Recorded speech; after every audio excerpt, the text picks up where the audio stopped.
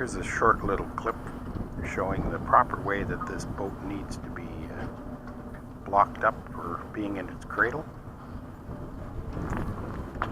Probably the most important part is if you see underneath the keel, underneath each one of the crossbars, you're going to see blocking. That's so the weight of the boat is basically on the keel, and the side supports, the pads, are not taking the complete weight of the boat. In fact, once the boat is put into its cradle, the pad should be screwed down and then screwed slowly back up to get just enough tension on there so it's well supported off on the sides. Most boats, when they're blocked, are usually blocked just on the corners of the cradle, and almost no weight is taken in the center of the cradle, which is totally wrong way to do it. A second thing to note that helps you when you're putting the boat into the cradle is, if you look here, you can see red anti-fouling over top of our black. This is to indicate to people putting it into the cradle that this red area should be lined up with the front part of this bar, and that'll give you the proper height adjustment for where the pads are. Once again though, never forget to lower the pads one by one and readjust it after you're sitting in the cradle. That red mark or blue, any color of anti-fouling other than what you have on the bottom, should be maintained, and it makes it very simple for people to put the boat into the cradle correctly. Here's an example of a boat not being properly supported. There is no blocking under the center part of the keel. That's where the weight should be coming.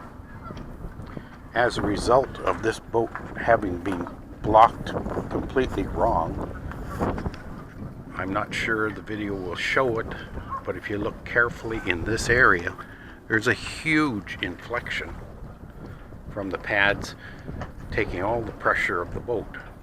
As a result, in this particular boat, this area caved completely in, and it broke the inside glass on the boat and releasing the bulkhead as well. Major repairs had to be done. All of that could have been avoided if this had been properly supported and the pads had no weight on them. Even now you can see there's no adjustment left here for you to crank this pad down to put more pressure onto the keel area. This is still incorrectly laid into this.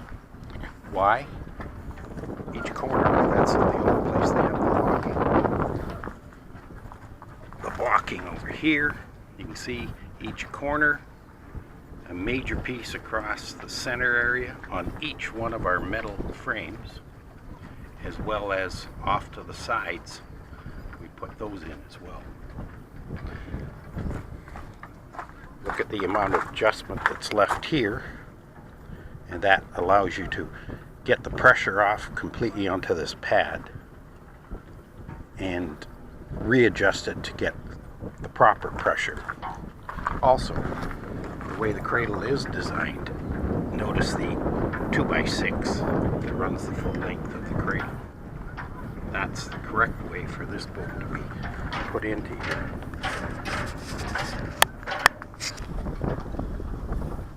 The only way to assure yourself that you're going to have this kind of blocking system is to do the only thing that's possible, which is keep all the blocking with the boat. Take the blocking home, don't allow the yard to take that blocking away. Guaranteed no yard has the amount of blocking necessary to block this boat properly. So once again, take your blocking home with you, store it.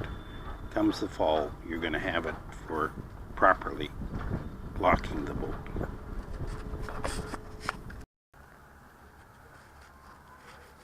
There I'm shooting it with the movie so that you can pick the angle. Now you can just move around, pick what, move your head, move your body, whatever.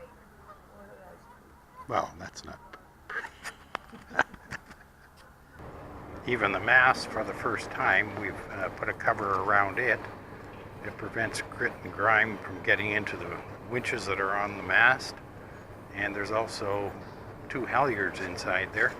We don't want the rope exposed to water and all the various things that can get into it during the winter time.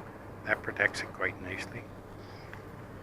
And the doghouse, well, we have the canvas covering over top of the old blue covering. This makes a very good covering for the winter time for it.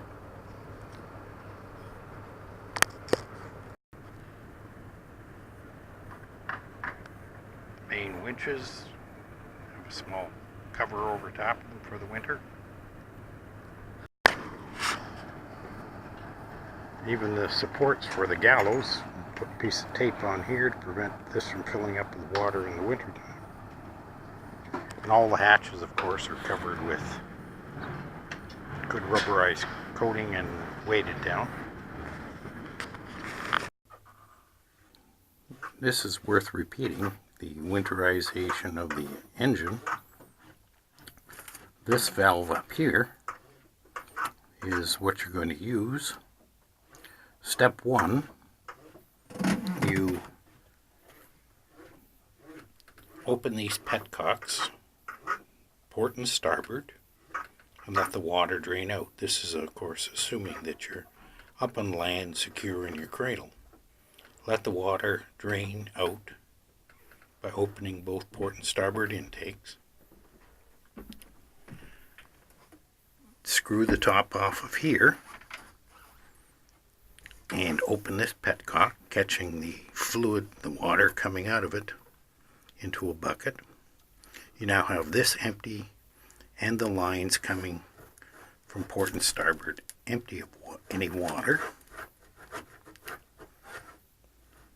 Secondly, fill this top with your pink antifreeze, whatever you're winterizing with.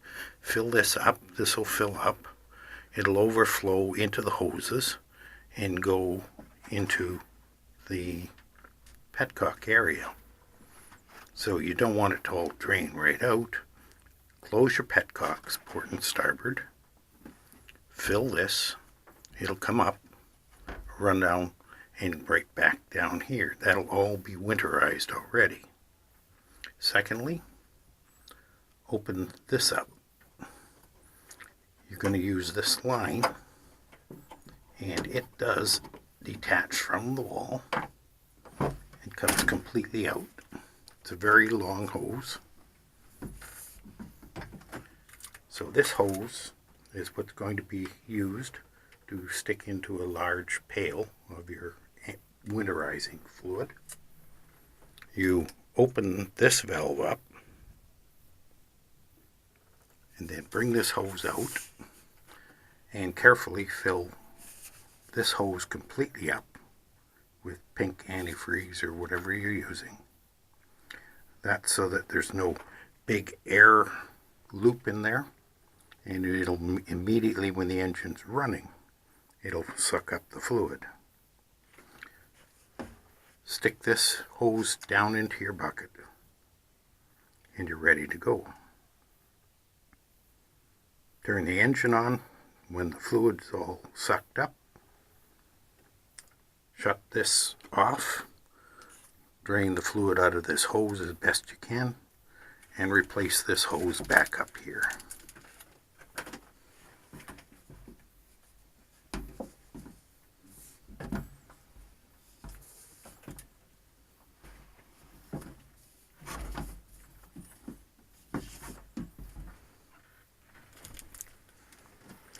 And last but not least, Now that it's completely winterized, make sure for sure that this is completely shut. Otherwise, in the spring, you might be sucking air in through here rather than getting water from your water intakes. Make sure it's shut. Open these petcocks again. Let the pink stuff drain out for the winter. Recommend leaving the petcocks open for the whole winter. Thirdly, go back and check your stern tube. Make sure that some of the pink stuff has come out around your cutlass bearing.